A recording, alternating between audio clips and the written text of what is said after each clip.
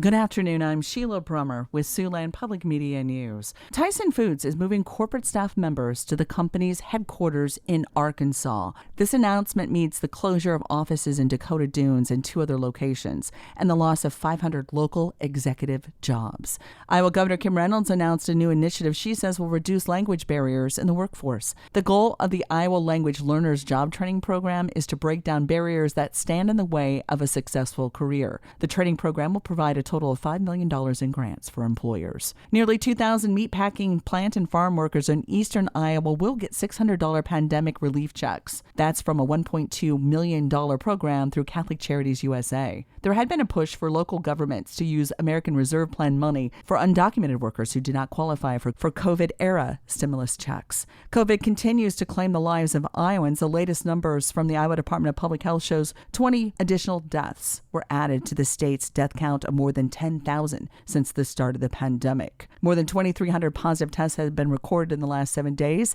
That's 400 fewer than last week's numbers. According to the CDC, 55% of all Iowans have received their primary COVID-19 vaccine series and first booster dose. As construction continues on a permanent location for Sioux City's virtual school, enrollment in the Vibe Academy has dropped significantly from last year. According to the Sioux City Journal, there are now 330 students enrolled in the Virtual Institute for Brighter Education. That's a decrease of about 60% in 1 year. School Board President Dan Greenwell tells the paper enrollment is below earlier estimates, and the district will continue to evaluate how to best deliver online instruction in the future. Teachers are expected to move into the remodeled space in the district's headquarters in downtown Sioux City during winter break for the Vibe Academy. A recent report has found child poverty rates have fallen dramatically in the past quarter century.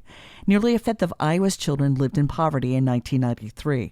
That dropped to just 6% by 2019. That's according to a recent report by the nonprofit Child Trends. Avnell Joseph is with the Robert Wood Johnson Foundation. She says economic assistance policies are a major factor behind this decline. So these are things like increased child tax credit, the earned income tax credit, food assistance, heating assistance, housing assistance, which have all had varying impacts on rising children out of poverty. However, Joseph says she's concerned with the end of pandemic-era relief programs. And the Siouxland Big Give raised more money than expected. The one-day charity drive yesterday, organized by the Sioux City Community Foundation, benefited 100 local charities and raised more than $190,000. That was $40,000 more than officials set as a fundraising goal this year. During the past 5 years, the Siouxland Big Give has generated more than $710,000 for participating nonprofits. For Siouxland Public Media News, I'm Sheila Brummer.